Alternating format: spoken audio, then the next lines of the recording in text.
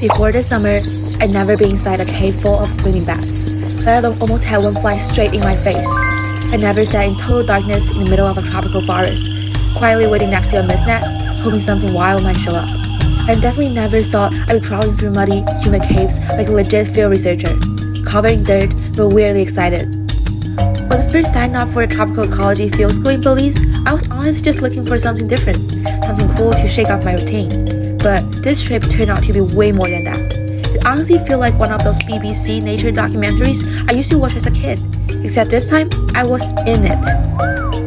It took me 40 hours and a 13-hour time difference to get from China to Belize. By the time I arrived, I was completely out of it, jet-lagged, exhausted, basically ready to pass out. The moment I stepped into Monkey Bay, I snapped awake. The ecosystem here was just breathtaking.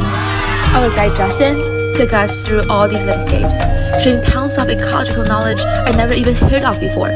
Sometimes he would casually put in a leaf and there'd be an insect hiding underneath, or we'd catch a glimpse of a bird darting across the branches.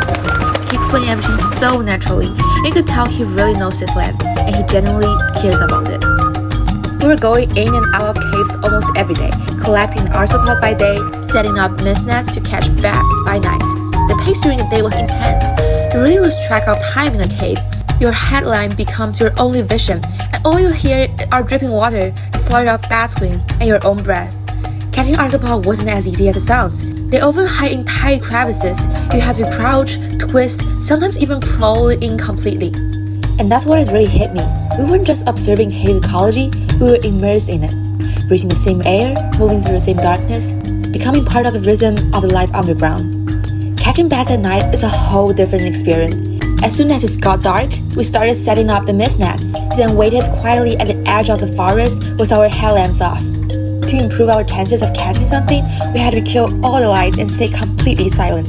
All around us was the steady chorus of cicadas and the soft rustling of leaves in the wind. That kind of quiet, tense atmosphere, it honestly felt like we were waiting for something mysterious, a creature to appear. After a while, we quietly walked back toward nets to check if anything had flown into them. Every time we got close, my heart would skip a little bit, part excitement, part nerves. If there were bats caught in the net, we gently untangle them, place them into soft cloth bags, and bring them back to take measurements. Body length, wingspan, weight, and species ID. The whole process felt both scientific and delicate. It is something that requires full focus, patience, and above all, respect for the animal. For me, it was a really special and unforgettable experience. You'd be surprised, bats may be small, but they are incredibly strong when they struggle, and some even make these tiny, high-pitched sounds. The moment that really stay with me is when you let them go. You watch them beat their wings and disappear into the dark. And there's this quiet feeling of respect. For just a moment, you were part of their life, and they were part of yours.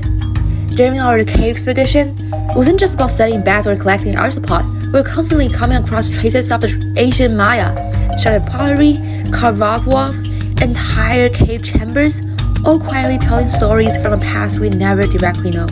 Exploring these caves was like moving between science and myth, between natural history and human history, all in the same space.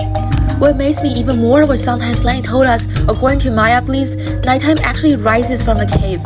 They saw darkness as something that emerged from the underground world and turned the surface into a different realm. In their worldview, the day belonged to humans, but the night belonged to the spirit world. That cultural perspective changed the way I feel walking into each cave. For us, we were there to collect samples and take measurements, but for Maya, these were sacred entrances, portal to something far greater, a way to communicate with the cosmos. What this trip gave me wasn't just new skills or knowledge, it gave me a different way of seeing this world, a deeper respect for nature, a sense of the delicate balance life holds, and a feeling, covered through sweat and mud, that I was really part of it. I started to read the story behind a claw mark, a pile of guano. I got used to waiting in the dark, watching in silence. I began to realize that true conservation isn't just about giving lectures behind glass. It's about stepping in, kneeling down, and using your hands to feel the world for what it really is. I don't know if I would keep walking the path of ecology in the future, but I do know that these days in Belize will stay with me. Like that bat we released into the night, that gentle leap into the dark forest, gone in a blink, but you never forget the way it brushed your hand, just for that one moment.